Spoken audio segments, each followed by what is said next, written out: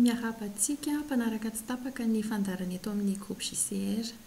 Ny vokatra izay ho atolotra antsika ho amin'ny androany dia ny spray assainissant désinfectant izay vokarin'ny orinasa Vaniala hatrany. Izy ity moa dia misy ravitsara sy ny aolia izay singa natao hiarovana sy sorohana ny valanaretina. Raha antsika malala fa ny valanaretina eto amintsika hatramin'izao dia mbola tsy misy fanafana. Ny fomba fampiasana azy dia tsotra dia tsotra.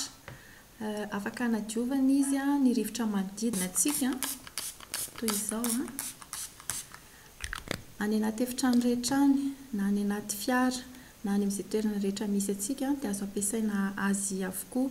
Natao ihany koa izy ity hanasana tanana izay tsika mandray iray zavatra, mandray tanan'olona, mandray vola, mandray zavatra maro samihafa dia azontsika ihany koa hanadiovana ny tanana toy izao.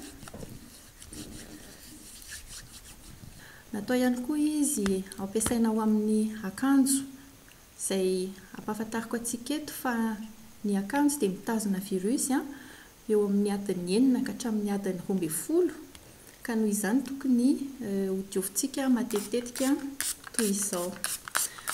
Ary tsindriko fa tsy mandoto velively izy ity ary tsy manatary fa azontsika ampiasaina amin'ny fotoana rehetra.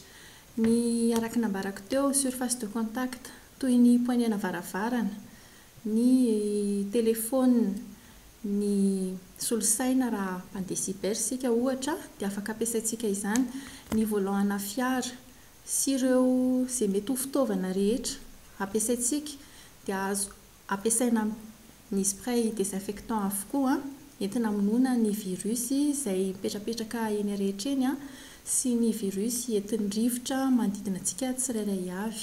Ny olona mampiasa izy ity dia tsy voafetra na ny marefo na ny zazakely, ny olona allergique, ny bevoka, ny be antitra dia tsy misy effet secondaire fa afaka mampiasa azy avokoa. Ity vokatra ity dia azontsika jifaina eny amin'ny point de vente Vaniala. Raha eto Antananarivo dia eo Tsakaviro akaiky WWF.